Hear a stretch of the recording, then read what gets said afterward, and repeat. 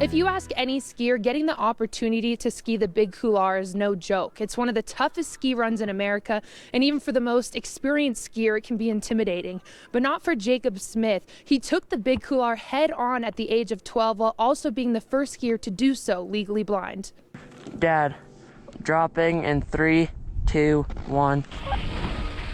What I remember was I was around 8 years old. It was a couple months after my birthday. My mom kind of been saying that I've been running into things. So they took me to the eye doctor. Octave nerve was bleeding.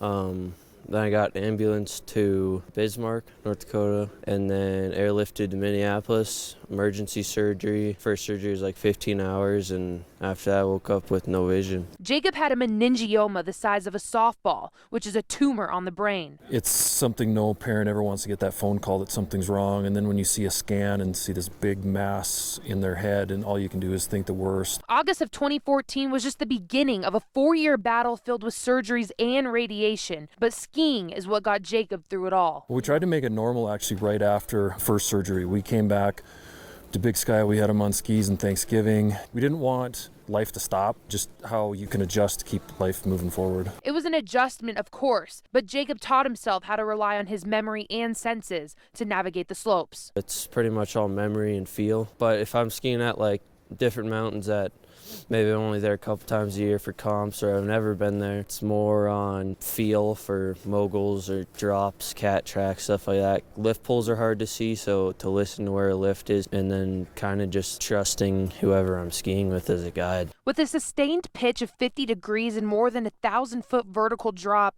skiing the Big Couloir is a skier's dream. Jacob turned that dream into history spring of 2019. I went up there with him, I skied before him, got down midway and talked him what to expect, and he dropped in and let her rip. Dropping in 3, 2, 1. The 3, 2, 1 is probably the most nerve-wracking 3 seconds. It's almost like dropping into a gate competing. But once I was in, it's pretty much a couple of turns, and then I was just go and full send.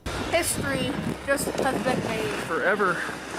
That is your title. Jacob will forever hold the title as the first legally blind skier to take on the Big Couloir, but he's hoping this accomplishment will only inspire others. I definitely want to show people that, it doesn't matter if you're legally blind, completely blind, or paralyzed. It doesn't stop there. You can go on and do whatever you want. If you have a love for the sport, you can kind of figure out how to work your way around anything.